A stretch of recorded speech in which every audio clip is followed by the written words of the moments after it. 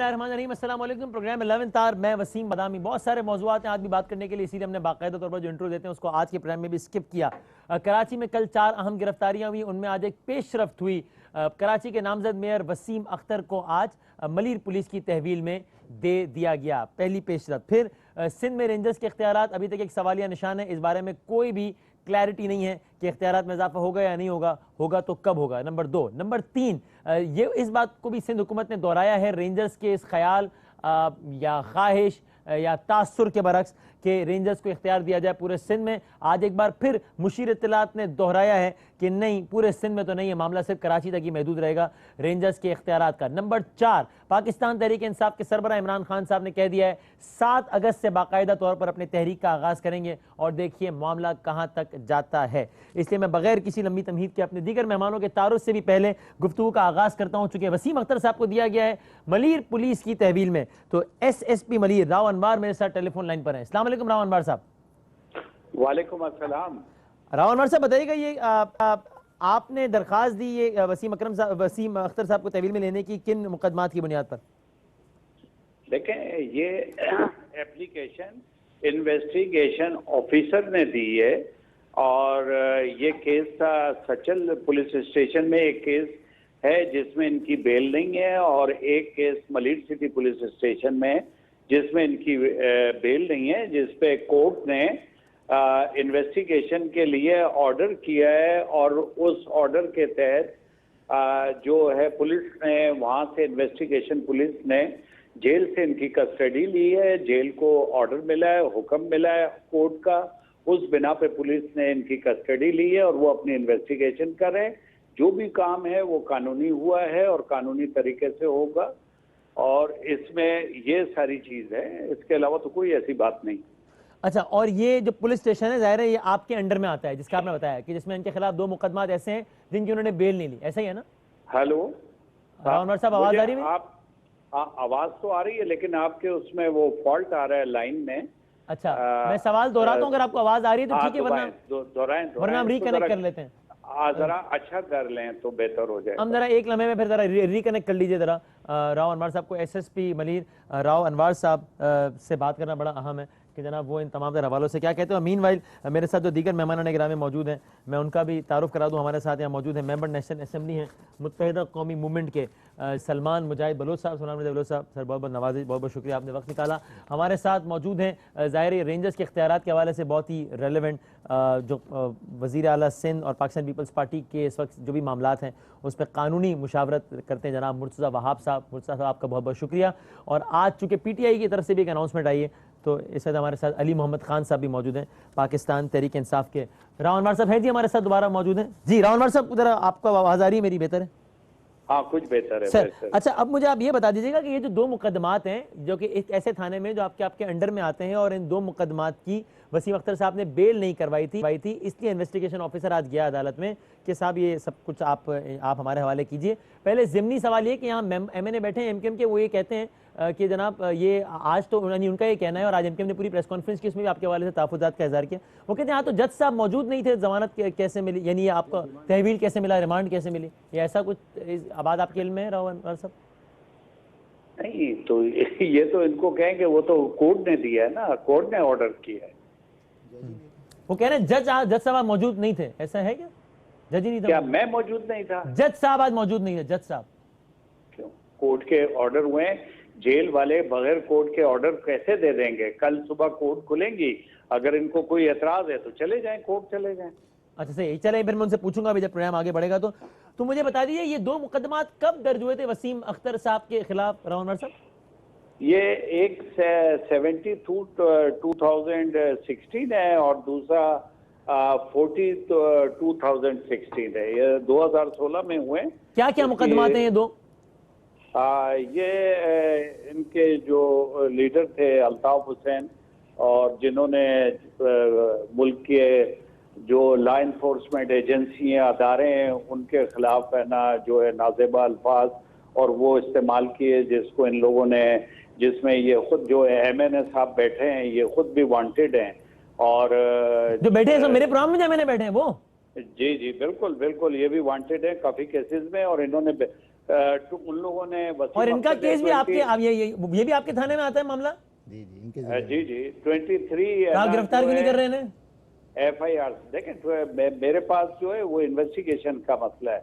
Investigation वाले जब चाहेंगे कर लेंगे, इनको पकड़ लेंगे जब भी उनको मौका लगा। तो ये तो पता है इस वक्त यहाँ बैठे हुए हैं कोई, मतलब वसीम अख्तर साहब का भी यही सवाल हो रहा था कि आज जब सब कुछ हो गया है तब इन्वेस्टिगेशन वाले चले गए कि हमारी तहवील में दे दो, इससे पहले वो घूम रहे थे सब कुछ। 5 केसेस थे जिसमें 23 में बेल कराई थी उन्होंने, 2 में नहीं करवाई, जिसकी वजह से उनको जो है गिरफ्तार किया गया। हाँ, लेकिन अनवर साहब ये सवाल बनना तो एक बड़ा फितरी है ना कि चूंकि जाहिर है एमकेएम का तो ये भी इल्जाम है कि जनाब ये सारा एक प्लांटेड अंदाज में हो रहा है, घेरा तंग हो रहा है कि जनाब एक तो ये कि 25 वो तो ये भी कहते हैं काफी लोग, बल्कि कुछ रिपोर्टर्स का भी ये कहना है कि वसीम अख्तर साहब के इल्म में ही नहीं था, ये मुकदमा छुपाए गए थे ताकि वो बेल शेल ना करा लें। फिर जब मुकदमा लगे तो वो आपके थाने में लगे, आपका भी मामला मालूम ही है सबको। जी, कोई भी नहीं छुपाए गए और ये सारे मुकदमात जो हैं इसकी कॉपी जिस तरह उन्होंने 23 केसेस की है ना जो है कॉपी हासिल की है, इसी तरह इसकी भी कॉपी ले सकते थे। अच्छा। तो कोर्ट में कॉपीज जाती है और बाकायदा कोर्ट में हम है ना अपनी तमाम चीजें पेश करते रहते हैं। तो ये तो मतलब इससे पहले थे, तो आज इनकी हवालगी का मुतालबा क्यों किया गया राव अनवर साहब? वसीम अख्तर साहब के हवाले से पूछ रहा हूं मैं। देखें वो अरेस्ट हुए, पहले पुलिस को इन्वेस्टिगेशन पुलिस का जो है शायद वो इनको नहीं मिले होंगे या कोई हमें मिल रहे थे, प्रोग्रामों में आ रहे थे, घूम रहे थे। ठीक है, वो उनका मसला है, अगर वो नहीं है ना उनको वहां से ले सके होंगे, कोई वजह होगी या कोई बात होगी जो वो नहीं कर सके होंगे। अब है ना एक चीज थी, वो अरेस्ट हुए और उन्होंने एक जो प्रोसीजर है वो करके और उनको अरेस्ट कर लिया, तो इसमें कौन सी ऐसा मसला है? तो आपको भी वसीम अख्तर साहब का कितने दिनों का जिस्मानी रिमांड मिल गया है? अभी उनका जिस्मानी रिमांड जो पुलिस कस्टडी में आ गए उसके 24 आवर्स के बाद मिले जो है पुलिस कस्टडी। यानी मैक्सिमम कितना रिमांड मिल सकता है आपको? 14, 18 क्या कितने दिनों का रिमांड मिल सकता है? इसमें वो देखते हैं कि आगे वो अभी फिलहाल तो 14 डेज की शायद वो डिमांड करें। ये तो आईओ की मर्जी है कि वो 14 डेज लेता है, 7 डेज लेता है, जो भी उसको होगा वो अपनी रिमांड रिपोर्ट बनाएगा और वो कर लेगा। ये तो रियासत लगाती है, प्राइवेट आदमी कैसे लगा सकता है? अच्छा, अभी एमएनए साहब जहाँ मौजूद हैं, चूंकि अब ये अगर आप लोग मतलब वो ये और जो कि वकील भी हैं जाहिर है, और जो कि आपको मतलूब भी हैं जाहिर है, अभी आपने भी बता दिया। अभी ये ना प्रोग्राम खत्म हो तो बाहर खड़े हो आपके लोग, ये मैं तो अजीब घबराई गया हूँ। ऐसा तो नहीं हो सकता, ये बताइए। वो कह रहे हैं कि इसमें गद्दारी की दफात भी शामिल है जो कि रियासत ही लगा सकती है, किसी इंडिविजुअल ने कैसे लगा दी?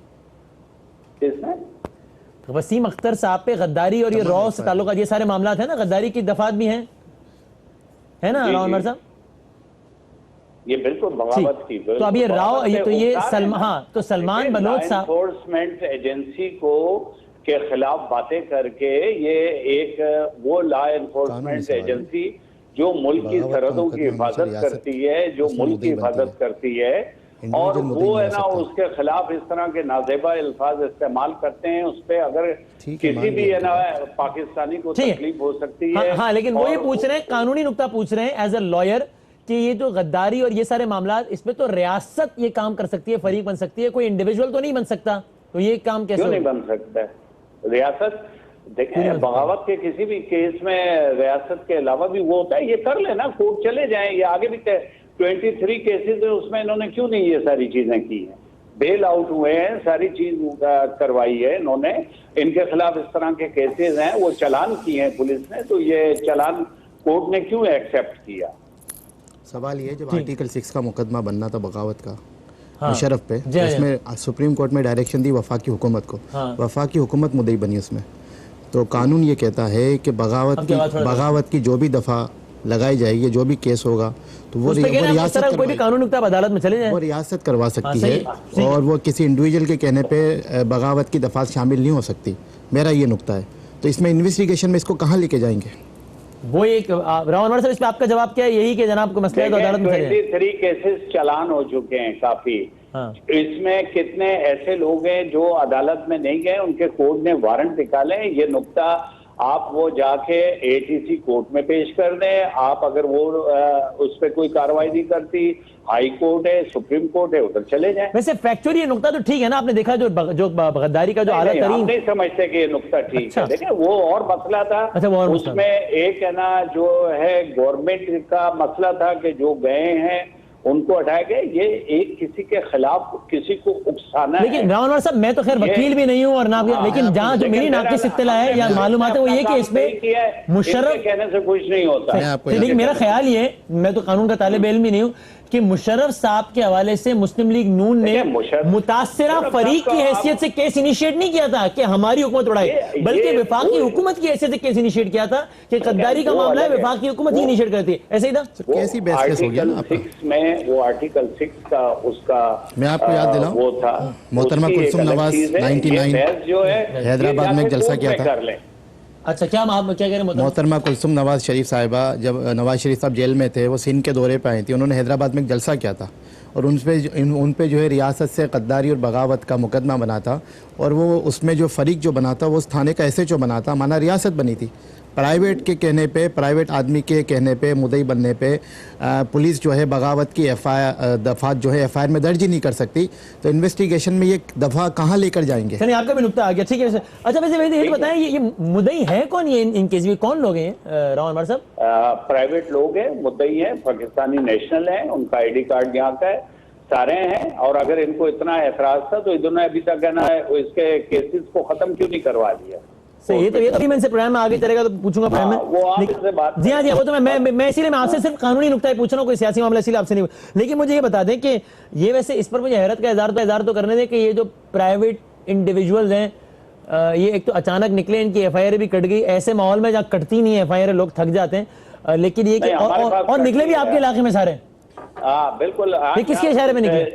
वो सिक्योरिटी फील करते हैं यहाँ, क्योंकि उनको पता है कि यहाँ दहशतगर्दों की जगह नहीं है इस जिले में, इसलिए वो सिक्योरिटी फील करते हैं और यहाँ आ गए हैं। आपको भी कभी किसी को भी FIR कटवानी हो हमारे पास आके कटवा सकते हैं। अच्छा, मैं आपसे रुजू कर सकता हूँ चूंकि मामले बिल्कुल कर सकते हैं। और वैसे कानूनी तौर पर बता दीजिए कि इस मामले में ये मामला कितना वक्त ले सकता है? ये मैं सिर्फ कानूनी हवाले से पूछ रहा हूँ कि इस तर्ज के जो मुकदमात किसी भी और पर अगर हो तो ये कितना वक्त ले लेता है ये मामला? देखिए, वो तो अभी कोर्टों पे डिपेंड होता है, जिस तरह की एविडेंस आती जाती है, कितनी जल्दी मुकम्मल करते हैं और कितनी जल्दी उसका फैसला होता है। हमें आगे कोर्ट का प्रोसीजर है, मेरा नहीं। अच्छा, इस वक्त वसीम अख्तर साहब कहाँ हैं? जी, इस वक्त वसीम अख्तर साहब कहाँ हैं? वसीम अख्तर साहब, वसीम अख्तर वो पुलिस कस्टडी में। कौन से थाने में? यानी किस जगह पर या किस थाने में? थाना में क्यों बताऊं, ये सिक्योरिटी रीजन है। अच्छा, ये आगे उधर दहशतगर्दी की कार्रवाई करें, मैं थाना क्यों बताऊं? अच्छा वसीम, इसमें अच्छा ये बता दें, है तो पुलिस की कस्टडी में ना रावण साहब? पुलिस कस्टडी है, किसी और की कस्टडी में तो नहीं है ना? सचल थाने का केस है, आपको बता दिया, उसमें उसको अरेस्ट किया है, कोर्ट ने ऑर्डर किया है। अब इनको अगर कोई एतराज है जाके कोर्ट चले जाएं, खत्म हो गई बात। सुबह कोर्ट खुलेगी, इनके पास पूरा पैनल होता है, इनका अपना लीगल एड है, सारी चीज है। ठीक है, राइट। बहुत नवाज़िश, बहुत शुक्रिया आपका राव अनवार साहब, SSP मलिर जी। सलमान मुजाहिद बलोच साहब।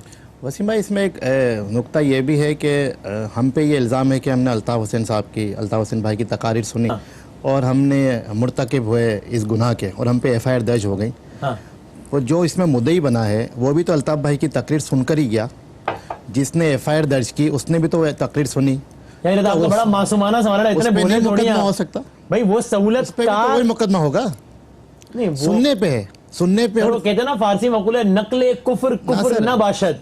मैं अगर एक चीज को रिपीट करूंगा, देखो उसने ये कुफरिया जुमले कहे तो इसका खुदा ना खासा तकारीर सुनने पे है, तकारीर सुनने पर तालियां बजाने पे, ये हमारा गुनाह है, ये हमारा जुर्म है, जो कि ना CRPC में ना PPC में। वो एक अलग बहस है, लेकिन ये तो आगे बड़ा मासूमाना कानूनी बात कर रहा हूं, जिसने शिकायत की उसने तकरीर सुन के शिकायत की। कानूनी बात कर रहा हूं आगे। मुर्तजा वहाब भी मेरे साथ आपके साथ पैनल पे मौजूद, आप उनसे ही पूछ लीजिएगा कि ऐसी FIR जिसमें मुद्दई जो है वो प्राइवेट आदमी है, उसमें बगावत की दफात शामिल कर दी जाएं, वो तो FIR ही बेसलेस हो जाती है। चलिए, मैं मुर्तजा वहाब साहब, सर वैसे रेंजर्स के मामले पे आपसे बात करने, लेकिन ये बता दीजिए, सलमान मुजाहिद बलोच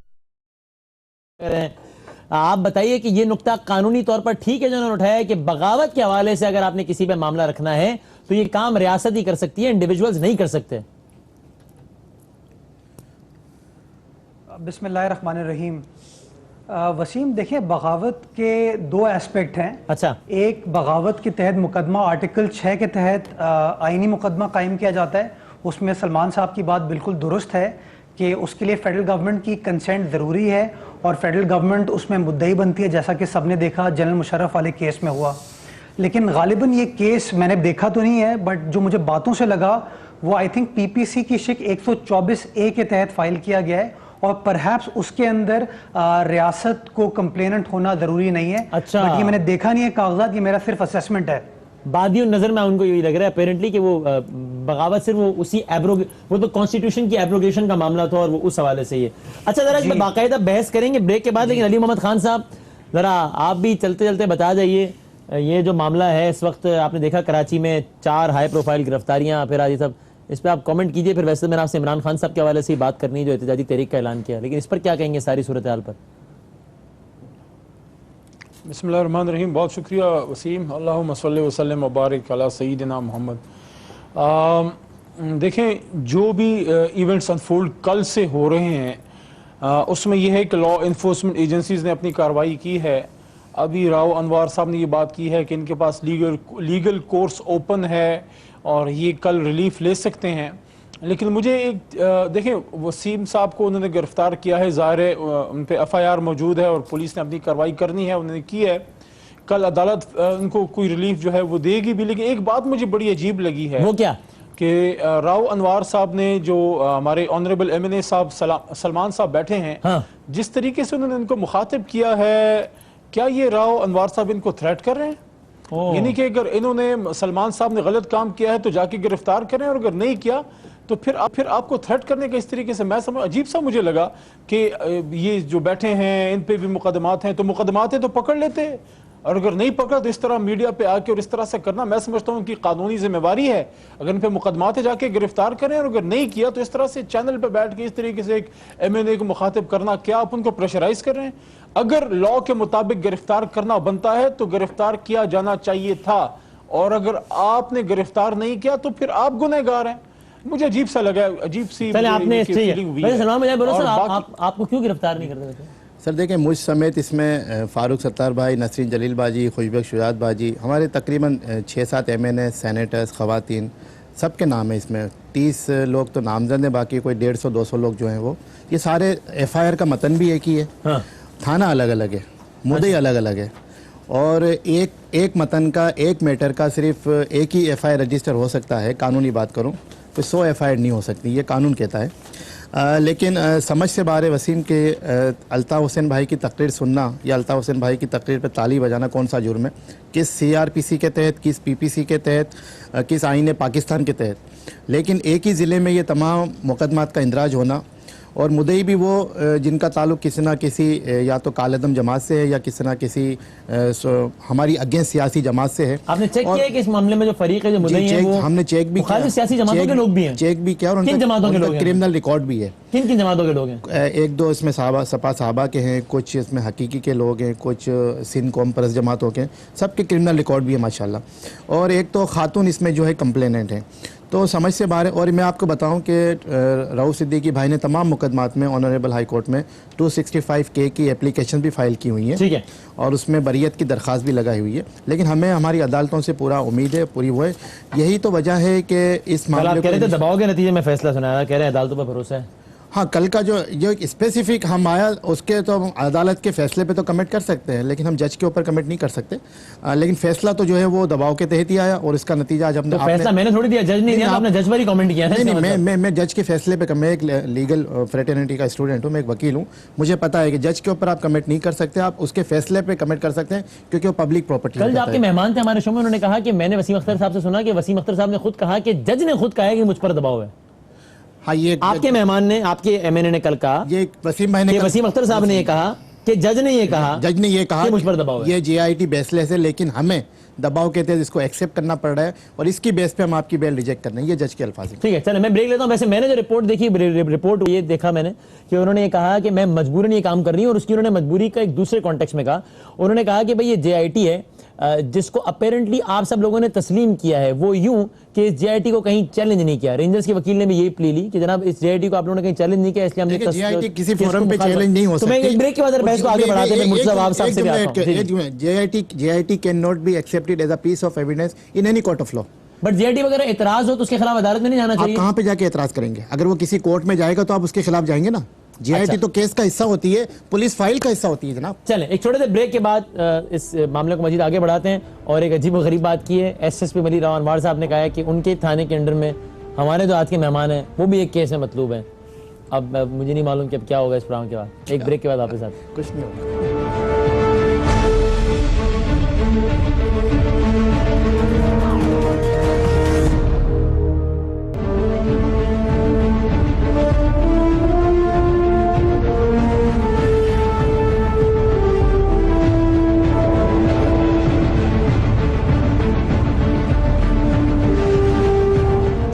वहाब साहब, आप मुशीर कानून हैं, वजीर आला सिंध के बड़े रेलेवेंट शख्सियत हैं, आप जरा बता दीजिए रेंजर्स के इख्तियारात के मामले पर ये फैसला हुआ नहीं है अभी तक, ये कब तक हो जाएगा सर कोई भी फैसला इस हवाले से? वसीम साहब, आवाज थोड़ी आपकी कट रही थी, if you can repeat your question. Sir very simple question कि रेंजर्स के इख्तियारात के हवाले से कोई भी फैसला कब तक हो जाने का इम्कान है सिंध में, कराची में? जी वसीम साहब, इस पे वज़ीर आला साहब ने मशावरत का आगाज़ कर दिया है और इस पे गुफ्तगू चल रही है। इंशाल्लाह कुछ रोज़ में आप देखेंगे इशू रिजॉल्व हो जाएगा। अच्छा, और इशू रिजॉल्व होने का मतलब हम यही समझें कि कुछ रोज़ में हम देखेंगे कि रेंजर्स के इख्तियारात ने वही एक्सटेंशन कर दी जाएगी, या ये फैसला कुछ भी हो सकता है? देखिए, मैं कोई चीज़ प्रिडिक्ट नहीं कर सकता। ये इख्तियार जो है वो चीफ मिनिस्टर साहब का है।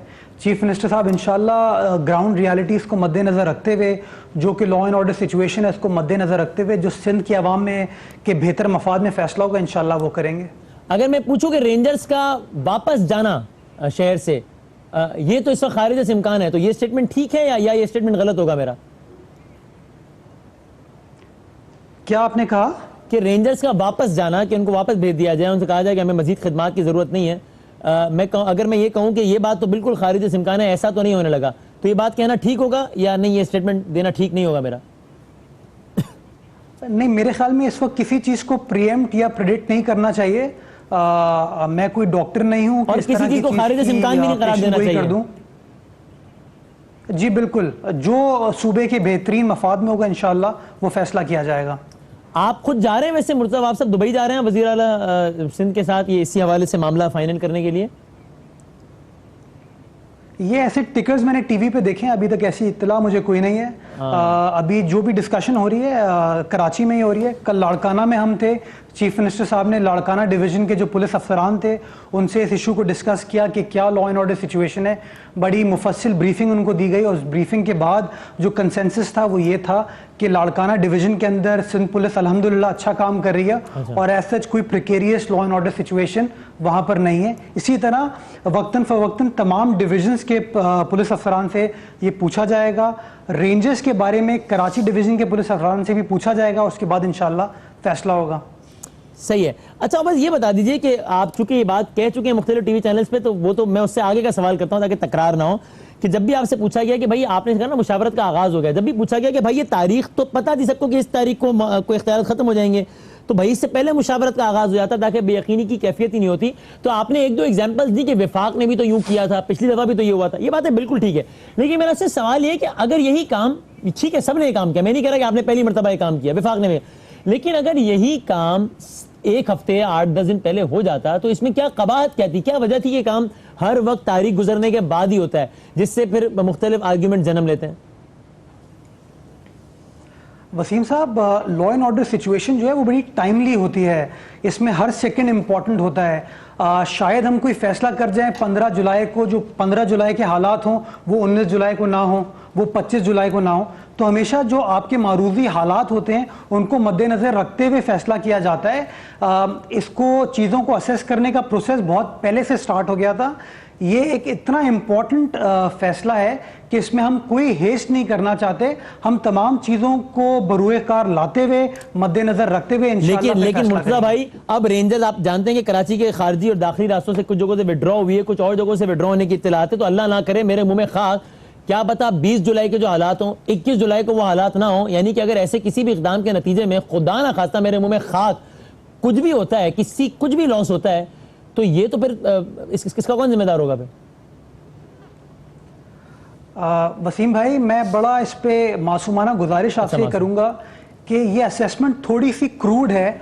मेरे ख्याल में जो लॉ एनफोर्समेंट एजेंसीज की कराची में कुर्बानियां हैं वो किसी एक इदारे से आप तशवीश नहीं कर सकते। ये तमाम लॉ एनफोर्समेंट एजेंसीज ने कुर्बानियां दी हैं कराची के अंदर बेहतरीन अमन कायम करने के लिए।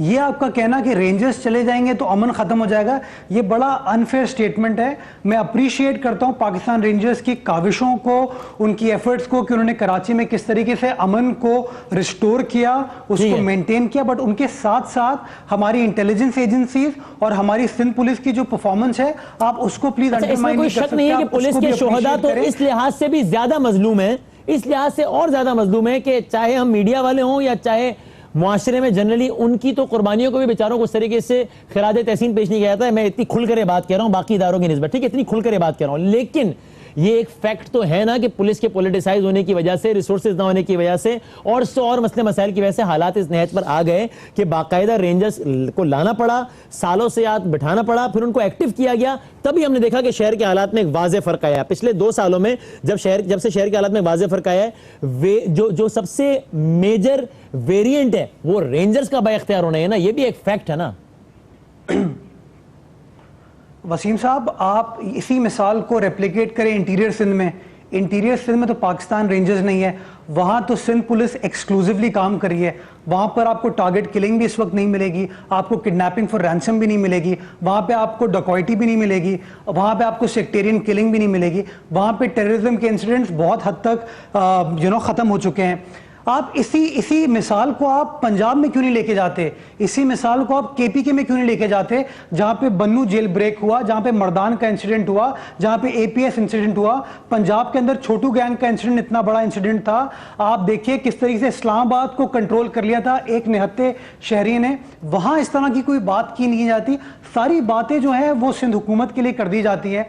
मैं यहाँ पे आपके तवज्जुह से एक सवाल भी उठाऊंगा जो मैं बार बार पिछले 1 हफ्ते से उठा रहा हूँ कि मैं बहैसियत पाकिस्तानी मुझे इस बात पे तशवीश है कि 14 जून को सेक्शन 11 खत्म हो गया, 14 जुलाई को पोपा खत्म हो गया।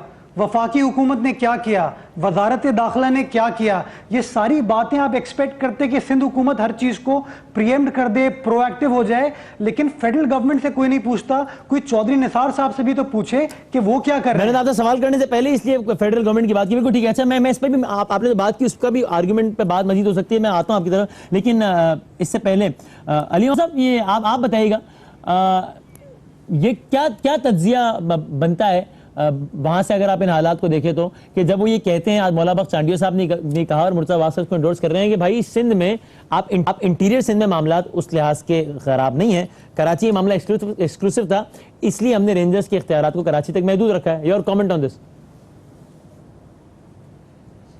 अच्छा, मैं समझा मैं नजर बटू के लिए बैठा हूँ। मैं तो आपकी तरफ ही आ गया हूँ सर सवाल के बाद।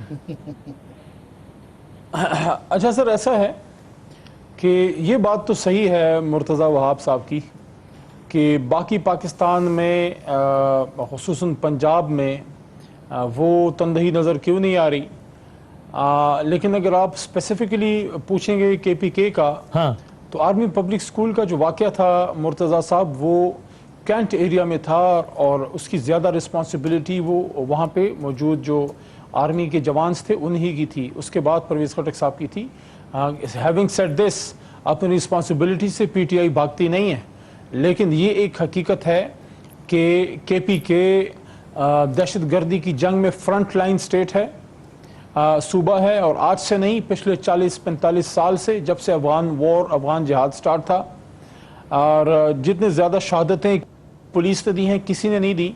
लेकिन अगर इसको हम ऐसा जस्टिफिकेशन पेश कर रहे हैं तो फिर कराची की सूरत में बहुत सारे जस्टिफिकेशंस हैं। ये एक शहर है जो दुनिया के 200 ममालिक से बड़ा है, यहाँ पर इतने लाख अफगानी हैं, ये एक मेट्रोपोलिस है, यहाँ पर हर लिसानियत का बंदा है, तो फिर जस्टिफिकेशन तो हर जगह पे हर चीज की है। अब डीआई खान जेल ब्रेक वहां होता है, डीआई खान में जिस कंटिन्यूस पैटर्न के साथ आज तक सेक्टेरियन किलिंग्स हो रही हैं, जहां तवातुर के साथ, और उस पर पता नहीं 2 महीनों से भूख हड़ताल हो रही है और उसको एड्रेस नहीं किया जा रहा, ये this says a lot about the governance of KPK government ना। देखें बदामी साहब, केपीके में पिछले तकरीबन 10-11 साल से जितने खुदकुश धमाके हुए हैं और जितना फाटा में ख़ासकर वहाँ के मुल्कों को टारगेट किया गया है, जो वहाँ का एक स्ट्रक्चर था, ट्राइबल स्ट्रक्चर था, उनके जो बड़े थे उनको मारा गया, सफाया किया गया। जिस शख्स ने पाकिस्तान के साथ वफादारी के लिए झंडा उठाया, जिसने पाक आर्मी की बात की, उसको वहाँ पे ख़त्म किया गया। तो ये इस तरह के वाक़यात बाकी पाकिस्तान में उस तेज़ी से और उस तवातुर से नहीं हुए, लेकिन उसके बावजूद मैं ये कहता हूँ कि बेहतरी की गुंजाइश हर जगह मौजूद है। लेकिन जहाँ तक कराची का ताल्लुक है, कराची वो एक इलाका है पाकिस्तान का जहाँ पे जो 1980 से अगर आप देख लें, हथौड़ा ग्रुप वाले जो वाक़यात थे, वहाँ से लेके फिर बत्ता माफिया, फिर जो वहाँ पे टारगेट किलिंग, वहाँ फिर जो रॉ फंडेड जो वाक़यात हैं, वो सारे वो इस बात की तरफ इशारा करते हैं कि अगर वहाँ पे पुलिस सब कुछ को कंट्रोल कर सकती तो रेंजर्स को फिर कभी भी ना बुलाया जाता। ठीक है, चलिए आप भी समझते हैं और मैं इसी बात पे कमेंट फिर इनका भी ले लेता हूँ, सलमान मुजाहिद बलोच साहब का, जो कि कराची से एमएनए हैं, कि साहब कराची इस लिहाज से एक डिफरेंट केस स्टडी है कि यहाँ के जो डायनामिक्स और जिस एतबार के हालात ख़राब रहे उस एतबार के हालात ख़राब नहीं रहे बहरहाल किसी और जगह पे। देखें वसीम भाई, इस ऑपरेशन का मुतालबा एमक्यूएम ने किया था और थ्रू फोर्स किया था आर्मी। रेंजर्स भी पहला पैरामिलिट्री फोर्स है और डीजी रेंजर्स के साथ लगता है डीजी रेंजर्स सिंध, हाँ, जैसे आईजी सिंध, उसकी अमलदारी पूरे सिंध पे है पुलिस पे, तो रेंजर्स के डीजी की भी अमलदारी पूरे सिंध पे है। इसी तरह से कराची जो है is a part of Sindh, capital of Sindh province. अगर तो आप ये कहते हैं कि जी कराची को आपने एक अलग स्टेट डिक्लेयर कर दिया है और जो कराची में होगा वो सिंध के इंटीरियर पार्ट में नहीं होगा, तो ये आपकी लॉजिक जो है वो एक मंतक समझ में नहीं आती। आपने जो है ऑपरेशन पूरे सिंध में करना है। उन्होंने पूरी बताई ना मुर्तज़ा साहब ने एक्सप्लेन किया ना कि कराची में ये और सिंध में ये नहीं हुआ है, इंटीरियर उनकी लॉजिक है, उनकी मंतक है, पीपल्स पार्टी की लॉजिक है, पीपल्स पार्टी की मंतक है। हम तो ये कहते हैं, हमारा वाज़ा इंस्टांस ये है कि पूरे सिंध में रेंजर्स को इख्तियार दिए जाएँ, पूरे सिंध के शहरों में। क्या वहाँ डाकू नहीं है, क्या वहाँ पतारेदार नहीं है, क्या वहाँ बत्ताखोरी नहीं है, बल्कि हमारे जजिस जो कराची में सिटिंग जजिस थे उनका अगवाई बराए तावान हुआ और उनको पुलिस ने और रेंजर्स ने जहाँ से कच्चे के इलाके से सिंध में, अंदरूनी सिंध में जाके रिकवर किया। लेकिन सिर्फ अभी जो पिछला जो एक वाक़या हुआ है लास्ट वीक लाड़काना में, जिसने पूरे मुल्क को हिला के रख दिया, असद खरल जी, असद खरल वाला, और मौजूदा वज़ीर दाखिला के भाई ने वहाँ पर जो किरदार अदा किया अपने लोगों के साथ, अब वो सादा लिबास में थे, आए वो पुलिस वाले थे या नहीं थे, लेकिन रेंजर्स के एहलकारों को जदोकोब किया गया, यरगमाल बनाया गया। फिर रात 4 बजे रेंजर्स की भारी नफरी वहाँ पहुंची है, उन एहलकारों को थाने से रिहा कराया गया, जिसकी एफआईआर भी आज तक दर्ज नहीं की गई। तो अगर कोई सादे में आया था बगैर वर्दी के, बगैर नंबर प्लेट गाड़ी के, तो ठीक काम था ये? नहीं, तो सादा लिबास, यही तो हमारा भी सवाल है, जो कराची में जो सादा लिबास जो एहलकार का यही काम अगर उनके साथ हुआ है, अगर हुआ है तो आप उसकी हिमायत नहीं कर रहे हैं? डीजी रेंजर्स के जो बयान उसके बाद आए कि जी दहशतगर्दों को या उनके सहूलतकारों को जो यहाँ पे सहूलियात फराम की जा रही हैं, उसके ऊपर उनकी कार्रवाई थी और होना चाहिए। हमें हमारा वाज़ा स्टांस है। लेकिन पीपल्स पार्टी के पास एक इंस्ट्रूमेंट है, पिछले साल भी हमने देखा कि अपनी बात मनवाने के लिए, करप्शन के पिछले साल मामला थे, उसको रुकवाने के लिए बार्गेनिंग टूल के तौर पे इसे इस्तेमाल किया गया। या तो वंस फॉर ऑल आप ये डिसाइड कर लें, आप जो कह दें कि रेंजर्स को सेंड बैक कर दें, वापस सरहदों पर चले जाए।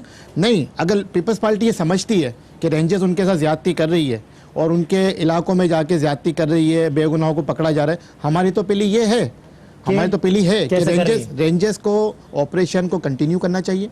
रेंजर्स को अमन अमान के हवाले से बड़ी कुर्बानियां दी उन्होंने, फौज ने दी, उन्होंने दी, पुलिस ने दी, हम उनको सराहते हैं, हम उनके साथ आज भी स्टैंड बाय कर रहे हैं कि रेंजर्स के इख्तियारात में तौसीक करे पीपल्स पार्टी। सर मुतालबा भी करते हैं और वाज़ा तौर पे ये पैगाम भी देना चाहते हैं पीपल्स पार्टी को, उनकी गवर्नमेंट को, कि सिर्फ कराची को आप अपना मफतूआ इलाका ना समझें। जहाँ से आपने मैंडेट लिया है वहाँ तो रेंजर्स कार्रवाई ना करें, वहाँ आपके पतारेदार, डाकू, बत्ताखोर जो चाहे करें, लेकिन जहाँ कराची में एमक्यूएम का मैंडेट है, आप सिर्फ उसको स्पेसिफाई कर दें कि जी कराची में तो रेंजर्स कार्रवाई करें। क्यों? रेंजर्स पूरे सिंध के लिए है जनाब, 1989 से, तो जराइम के खात्मे के लिए है, दहशतगर्दी के खात्मे के लिए। क्या सिंध से आपने नहीं देखा कि नवाब शाह की इमाम बारगाह पे धमाका हुआ? सक्खर में आपने नहीं देखा आपका अलकायदा का, दाइश का बंदा कहाँ से पकड़ा गया? इंटीरियर सिंध से पकड़ा गया। तो ये लॉजिक हमारी समझ में नहीं आती। अब उसका फैसला कहाँ होगा? दुबई में होगा, जरदारी साहब उसका फैसला करेंगे कि जी उसको एक्सटेंशन देना है नहीं देना। तो व्हाट इज़ दिस यार, आप आवाम के साथ मजाक क्यों कर रहे हैं? कराची के अवाम आज सरहदों से, कराची के जो दाखिली और खारजी रास्ते हैं वहाँ से रेंजर्स के वापस बुला लिया गया है। तो कराची एक तरह से अनसेफ हो गया है। अब जिसका दिल चाहेगा वारदात करके बाहर निकल जाएगा, जिसका दिल चाहेगा दहशतगर्द का दोबारा आ जाएगा। एक खौफ तो था ना। चले मैं इसी नुक्ते को आगे बढ़ाता हूँ। मुर्तज़ा साहब आपकी तरफ ही आऊंगा। और मैं अली खान साहब का मैं शुक्रिया अदा कर दूं कि उन्होंने मेरे लिए अल्फाज। तो बड़ी बात है जी। चलें ये बहुत ही एक रकाबत आपने कुर्बत देखी माशाल्लाह दोनों में, अच्छी बात है। एक छोटे से ब्रेक के बाद मुर्तज़ा साहब से गुफ्तगू का आगाज़ करता हूँ।